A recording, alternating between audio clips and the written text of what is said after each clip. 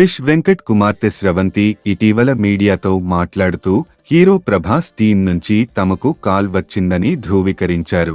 Prabhas assistant call చేసి kidney ఇచ్చే దాత ఉంటే ఏర్పాట్లు చేసుకోమని, ఆపరేషన్కు కావాల్సిన 50 లక్షల రూపాయల వరకు డబ్బును తాము ఏర్పాటు చేస్తామని హామీ ఇచ్చినట్లు ఆమె వెల్లడించారు.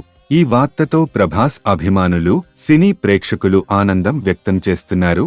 గతంలో ఫిష్ వెంకట్ అనారోగ్యంతో ఉన్నప్పుడు పవర్ స్టార్ పవన్ కళ్యాణ్ 2 లక్షల రూపాయలు ఆర్థిక సాయం అందించారు. పరిశ్రమలో ఎవరికి కష్టం వచ్చినా ఆదుకోవడంలో ముందుండే వారిలో ప్రభాస్ ఒకరని, ఆయన మరోసారి తన పెద్ద మనసును చాటుకున్నారని పలువురు ప్రశంసిస్తున్నారు.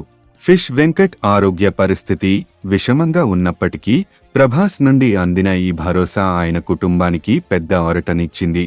కిడ్నీ దాత దొరికితే ఆయనకు చికిత్స అందించడానికి అవసరమైన పూర్తి ఆర్థిక సహాయం అందించడానికి ప్రభాస్ ముందుకు రావడం నిజంగా అభినందనీయం. ఫిష్ వెంకట్ త్వరగా కోలుకోవాలని కోరుకుందాం.